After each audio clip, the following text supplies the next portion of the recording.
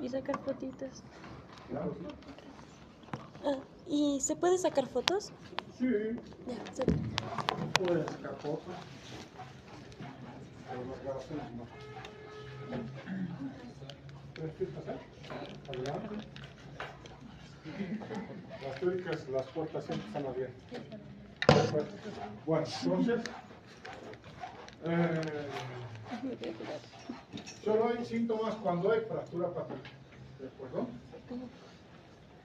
Dentro de lo que corresponde a la epidemiología, es una enfermedad frecuente, generalmente en adultos mayores, y varía de acuerdo a los factores de riesgo que tienen cada población, inclusive la etnia, ¿no?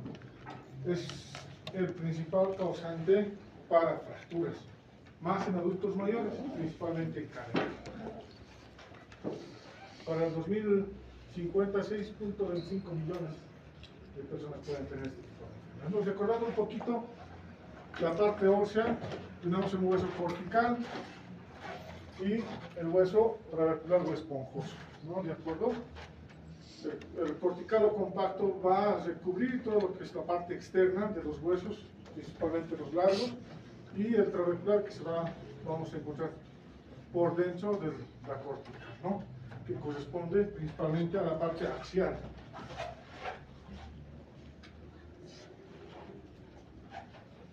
En esta tablita vamos a ver la diferencia entre el hueso trabecular y el cortical y en relación al contenido, al área y al remodelado. Fíjense que en masa el trabecular solo es el 20%, tenemos más cortical, el 80%, pero en área el trabecular ya es el 80% y el cortical 20%. Y en la parte de remodelado por año, el trabecular puede llegar hasta un 25% de remodelado y el cortical solo un 3%. Y hasta un 10% hay un constante remodelado. En cada momento, en este momento, el 10% de nuestro hueso se está remodelando. Si no tienen factores de riesgo, ¿no? Pero ustedes son jóvenes, no hay problema. Hablamos de modelado óseo al cambio en la forma y tamaño que ocurre durante el crecimiento, ¿no? Y el remodelado, cuando ya el hueso maduro, es renovado a través de un proceso llamado este mismo, ¿no? Remodelado que va a involucrar el reemplazo del hueso viejo por hueso nuevo, que ocurre como respuesta al daño por fatiga, por microfracturas o por otros factores. Esto que se encargan los osteoclastos y osteoblastos, ¿no? El remodelado óseo va a estar regulado por muchos factores, principalmente en el caso de las damas son los estrógenos, hablando de osteoporosis. Las mujeres tienen mayor riesgo de tener osteoporosis que los varones, ¿de acuerdo? Justo en la etapa postmenopáusica, porque los estrógenos nos van a ayudar a la regulación de todo lo que es el recambio de hueso, ¿no? Que está principalmente relacionado con los osteoblastos y los osteoclastos, ¿no? Y vamos a tener una regulación de lo que es la liberación de citocinas que van a estimular los precursores de osteoclastos y esta, a su vez, estas mismas citoquinas van a influir a que los osteoblastos generan mayor parte del hueso. Entonces es un ciclo que tiene que estar bien organizado. Si tenemos alguna alteración de alguno de los componentes, vamos a tener alteración en la densidad mineral ósea. Si tenemos fallas en los osteoclastos o los osteoblastos, o tenemos alteraciones en lo que corresponde a los precursores de los osteoblastos, vamos a tener problemas. Y no solo eso, en esta parte también influye lo que corresponde la vitamina D y la PTH, ¿no? En este otro gráfico vamos a ver cómo cambia la masa ósea, ¿no? Durante los primeros años de vida hasta llegar a los 20 años, la segunda década, se va a fortalecer el hueso, va a llegar a una masa ósea máxima. Entonces, durante esta etapa, ustedes que tienen hermanitos menores y van a ser papás, algunos que son papás ya o padres de familia o mamás, esta parte es donde nosotros debemos hacer hincapié para que tenga una buena masa ósea. Alimentación saludable, consumo de lácteos, no calcio, un buen fortalecimiento. Porque no sirve mucho una vez que pase la segunda hasta la tercera década de la vida ya no se genera la masa ósea máxima. Nos llega una meseta que después va a ir con el tiempo a disminuir. Si teníamos una buena masa ósea durante este tiempo, vamos a estar bien, pero también influye, ¿no?, la alimentación, ¿no? Pero para ganar su masa ósea máxima es hasta la segunda década. Llegamos a una meseta ya en la cuarta década, cuando las pacientes entran en premenopausia o menopausia, cuando disminuyen los estrógenos. Ya llegando a la quinta década del hueso, digo, de la vida, el hueso trabecular va a disminuir, va a haber alteración en el equilibrio que hemos visto en el anterior gráfico, los osteoblastos, osteoclastos, la osteocalcina, etc. El ZANK con el ZANK ya no van a tener un mecanismo adecuado, por lo tanto, una regulación adecuada. Por lo tanto, no va a haber una remodelación ósea adecuada ahí, vamos a tener disminución de la densidad ósea y, por lo tanto, al principio osteopenia y luego osteoporosis. ¿Qué factores van a afectar la masa ósea pico o la masa ósea máxima? La herencia, la parte genética llega hasta un 60-80%. El género, más frecuente en damas que en varones. La nutrición, ¿no?, la ingesta de energía, proteínas, el calcio, la vitamina D, que son factores importantes. Y otros factores endócrinos que pueden participar en lo que corresponde al buen desarrollo de la masa ósea máxima o pico, que serían los esteroides sexuales, el calcitriol, que es la vitamina D activa, y un buen funcionamiento del eje somatotropo, ¿de acuerdo?, en el caso del crecimiento. Si nosotros vamos a tener alguna alteración a ese nivel, pues no vamos a tener un adecuado desarrollo de la masa ósea. En algunos pacientes que tienen pubertad precoz, o hay agenesia ovárica, hipoplasia ovárica, que no se llegan a desarrollar los ovarios, no va a haber síntesis de estrógenos, no va a haber esteroides. Entonces esos pacientes, de hecho, van a tener problemas, ¿de acuerdo? En el caso de la vitamina D, en algunos casos no puede haber una buena absorción o no puede haber una activación de lo que corresponde a la vitamina D, de la 25 hidroxivitamina D a la 1,25 hidroxivitamina D, hasta su forma activa. Por lo tanto, vamos a tener problemas.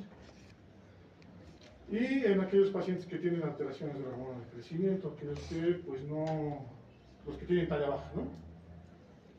Eso. Por otro lado, factores mecánicos, la actividad física y el peso corporal influye tanto. El peso bajo y el sobrepeso pueden influir, y la actividad física. Entonces, es importante que los pacientes tengan una adecuada actividad física, no solo aeróbica, también de fuerza muscular. El hábito de fumar es bien importante. Bueno, el tabaco es factor de riesgo para muchas enfermedades, desde riesgo cardiovascular, para la diabetes, para el cáncer, cualquier tipo de cáncer, y en este caso también para la osteoporosis. El alcohol, como siempre, es malo para todos, ¿no? Entonces, vamos a tener diferentes factores que van a afectar a la masa ósea, ¿no? Esta que se va a disminuir. La pérdida ósea posmenopáusica, la masa ósea pico baja. Si no hemos llegado a un adecuado pico de masa ósea, pues vamos a tener problemas. La pérdida ósea relacionada con la edad, otros factores de riesgo, consumo de alcohol, tabaco, etcétera, ¿no?, la malnutrición, y que nos van a llevar aquí a una fractura patológica, ¿no? Densidad masa ósea baja más cualquier factor de riesgo que ocasione una caída igual a fractura. Por lo tanto, se va a afectar la calidad de vida de nuestro paciente, y esto principalmente en adultos mayores.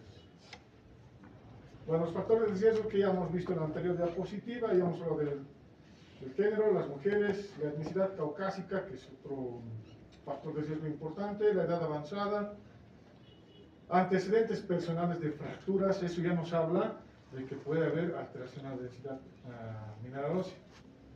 No es común ver fracturas en adultos jóvenes, ¿no?, 23, 24 años. Entonces, si ya tiene una fractura, es probable que su densidad mineral ósea esté baja, no ha llegado a un pico máximo, y con el tiempo este paciente va a tener osteoporosis. A etapas más jóvenes, 40 años, 50 años, no hacia los 60, 70. ¿Perdón? Antecedentes de osteoporosis o fracturas en familiares de primer grado. Habíamos visto que la parte hereditaria es importante. La complexión pequeña o el bajo peso corporal. Habíamos visto tanto la obesidad y el peso bajo, pues es riesgo para osteoporosis. El sedentarismo ya hemos hablado. El tabaco, que tienen que dejar de fumar nuestro paciente, pero a veces es difícil, ¿no? esta mañana ha llegado cuando mi paciente me ha dicho, fumo 10 cigarrillos al día, no. Después ha llegado. No lo voy a dejar, doctor. Ya tengo 60 años, voy a morir de algo y voy a seguir fumando. Paciente diabética, hipertensa, cualquier rato puede tener un infarto. Nosotros cumplimos recomendando, no lo podemos obligar, ¿no? Bueno, ojalá lo deje, pero un poco probable. No estaba consciente de eso. El consumo excesivo de alcohol y el consumo insuficiente de calcio o vitamina D. También el consumo excesivo de cafeína. Si bien tenemos evidencia científica que nos respalda que el café nos puede otorgar disminución del riesgo cardiovascular, si exageramos puede ocasionar como factor de riesgo otras enfermedades. Otra vez hablamos de los factores intrínsecos y extrínsecos. Los intrínsecos ya hemos mencionado a todos. Los extrínsecos, pues algunos medicamentos, los opioides puede ser, los antidepresivos, los anticonvulsivantes, también hablando de la carbamazepina, los diuréticos y algunos anestésicos también pueden ocasionar, pueda disminuir la densidad mineral ósea. Algo importante que debemos tomar en cuenta como factor intrínseco para la osteoporosis que se complique con fracturas es la seguridad que hay en la casa. Si nosotros tenemos pacientes adultos mayores o tienen ustedes familiares adultos mayores, debemos habituar la habitat de nuestro paciente o recomendar a los familiares que tienen que adaptar esto, ¿no? Tiene que haber barandas para que no se caigan, no tiene que haber baños con alfombras antideslizables, no tienen que haber las alfombras en las salas sueltas porque se puede tropezar con eso, se caen y hay fracturas, ¿no? Los muebles inestables y la poca iluminación. Para hacer el diagnóstico de la osteoporosis, nosotros vamos a hacer una densitometría ósea. La densitometría ósea nos va a permitir medir qué calidad tiene este hueso y cómo está su masa ósea, ¿no? Generalmente lo hacemos en columna y en cadera, donde es más representativa la parte ósea. Y en algunos casos también se los hace de la muñeca, ¿no? De la parte distal del antebrazo. Entonces aquí vemos un hueso normal, la parte trabecular, fíjense cómo está, y en la parte de la osteoporosis, cómo está disminuida, ¿no?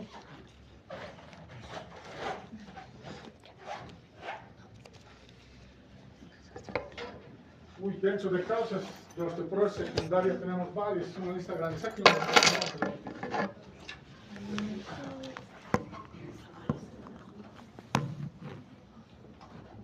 Entonces, fíjense que son varias causas. Tenemos varias causas endócrinas, la diabetes, el hiperparatiroidismo, el hipertiroidismo, el síndrome de Cushing en salud. Gracias. Más bien lo están grabando. Síndrome de Cushing, el hipogonadismo, alteraciones en el ciclo menstrual, la menopausia prematura, la concentración de testosterona baja en el caso de los varones, la hiperprolactinemia, el embarazo y la lactancia, ¿no? Después tenemos enfermedades autoinmunes, trastornos digestivos, trastornos hematológicos, trastornos neurológicos. Donde existe enfermedad puede haber factor, puede ser causante de osteoporosis secundaria. Entonces, en el caso de osteoporosis secundaria se corrige la enfermedad y la densidad mineral ósea, la calidad del hueso tienen que mejorar porque el factor desencadenante ya lo vamos a tratar.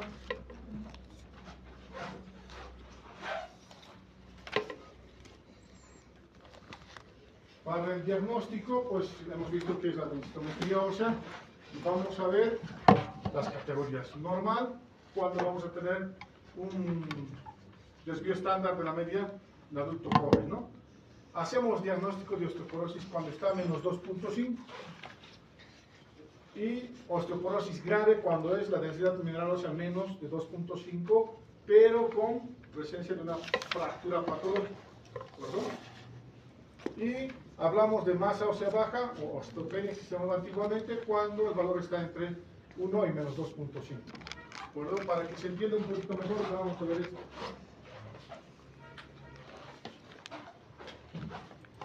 En esta campana de Gauss vamos a ver que desde el 0 o desde el 1 hasta el menos 1 es normal. ¿Perdón? Ya desde menos 1 hasta menos 2.5 vamos a tener osteopenia, donde hay disminución de la masa ósea. Cuando ya tenemos menos de 2.5 se llega al diagnóstico de osteoporosis. ¿Perdón? Y osteoporosis severa establecida cuando tenemos la densidad menor a 2.5 y existe una fractura.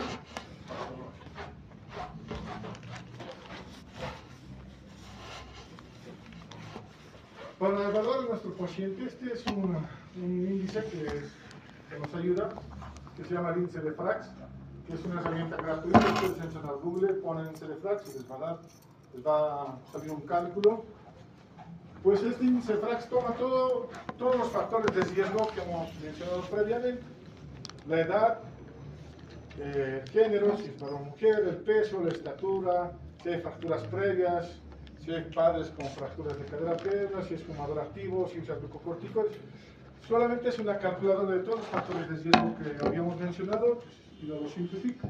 Es gratuito, ustedes pueden utilizarlo entrando en internet.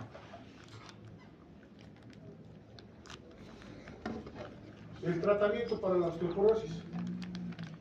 Principalmente se habla de dos tipos de tratamiento, como en toda enfermedad, ¿no? La no farmacológica y la farmacológica. En la no farmacológica, pues, necesitamos cubrir las necesidades nutritivas con una dieta saludable, tanto de calcio, vitamina D y las proteínas que son importantes. En este caso se recomienda 0.8 kilogramos por kilogramo de peso corporal. El calcio adecuado que vamos a encontrar de frutas, vegetales, leche. La ingesta excesiva de cafeína, habíamos mencionado que está mal, entonces el paciente se debe limitar el consumo de café si es que a este paciente le gusta consumir café. La exposición solar con prudencia, esto para mejorar los niveles de vitamina D. Pero si tenemos niveles menores a 30 de vitamina D25, hidroxivitamina D, es recomendable hacer tratamiento. ¿De acuerdo?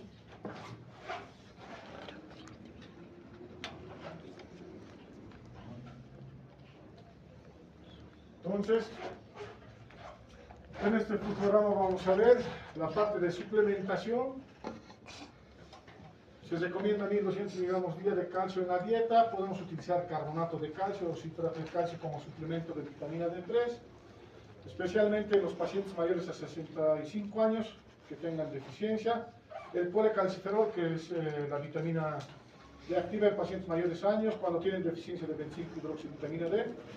Séricas, el calcifediol, que es otro tipo de calcio que nos ayuda.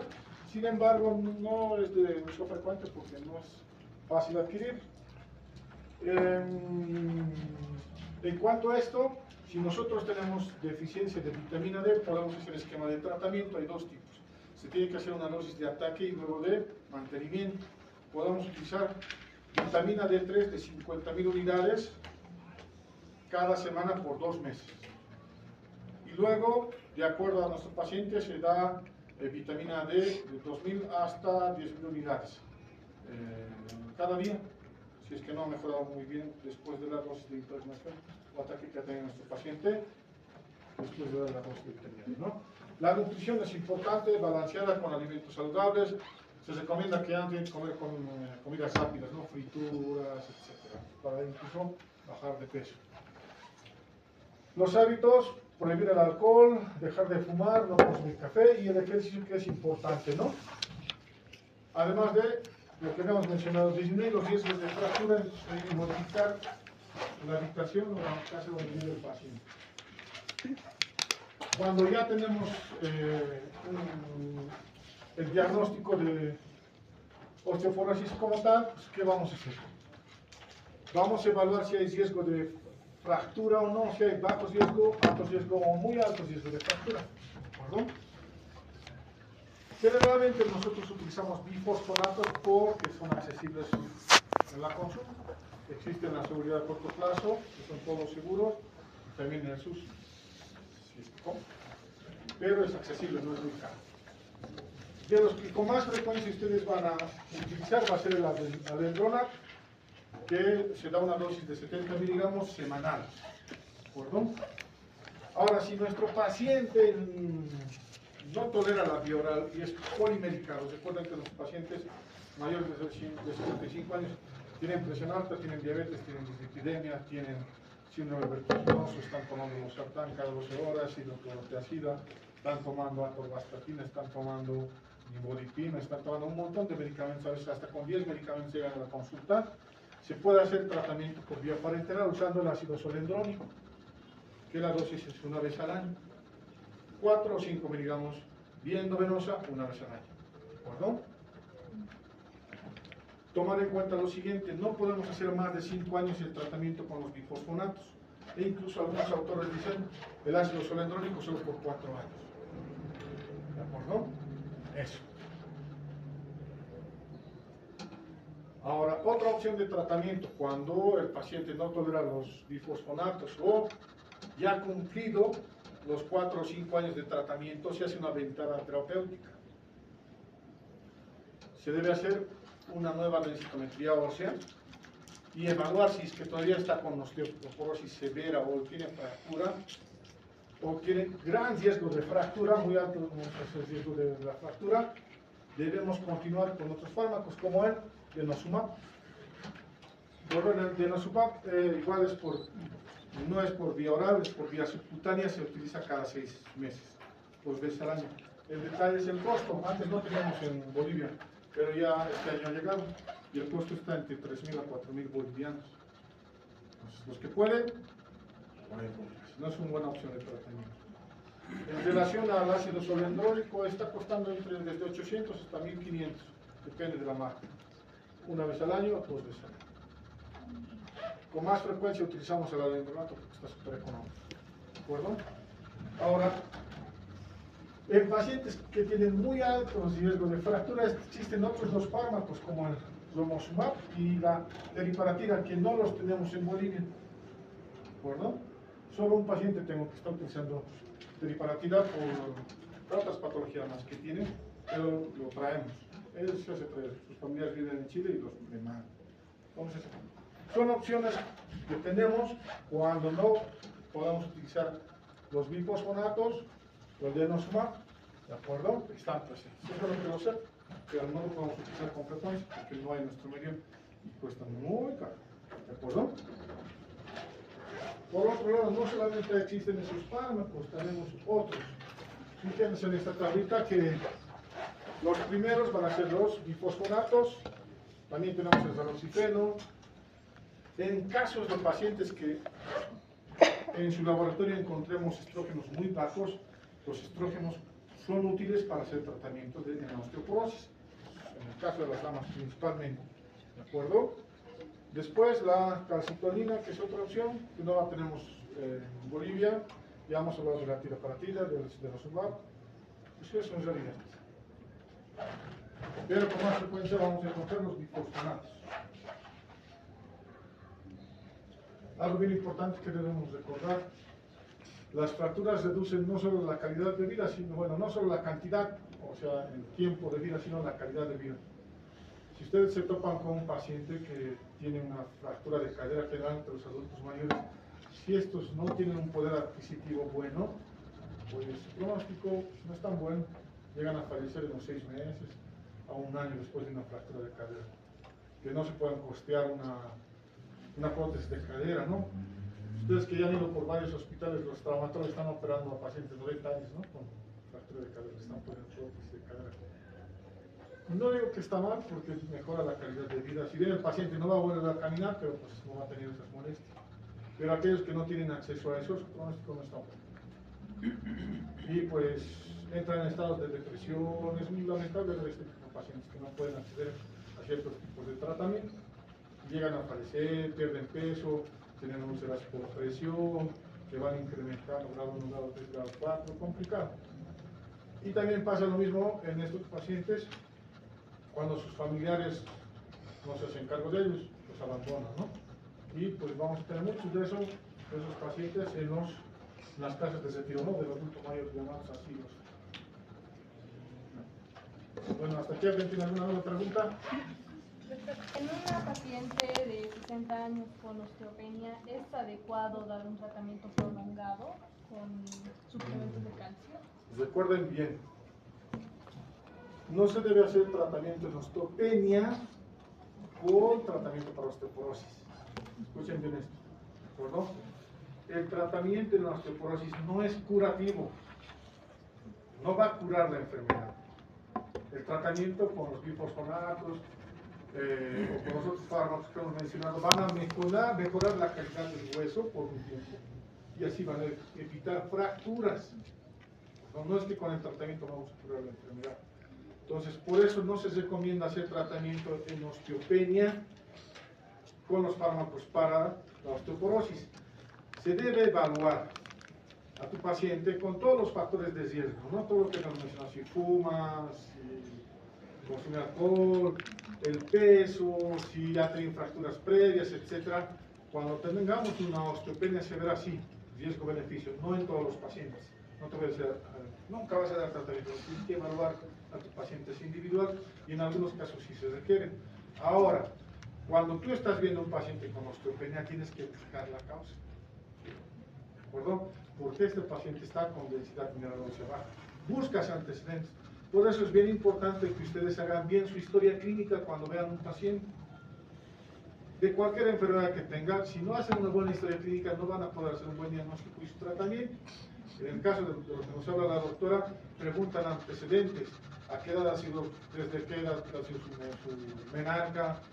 Tal vez ha tenido pubertad precoz, cómo ha sido su tipo de alimentación, eso nos va a ayudar a ver cómo ha sido su masa ósea alta, su pico alto. Quizás ella no ha llegado a eso porque ha tenido otro tipo de enfermedades a tomar en cuenta. Se debe medir la vitamina D, se debe medir la PTH, por ahí tiene otro tipo de enfermedades. Pero si tenemos niveles de calcio bajos, recomendamos dar calcio. Bueno, sí le pueden dar tratamiento con calcio, pero no debe superar los niveles de calcio que debemos tener, ¿no? El calcio total sérico, de acuerdo al laboratorio, para algunos es 10, 10.5 para otros laboratorios, ¿no? Eso varía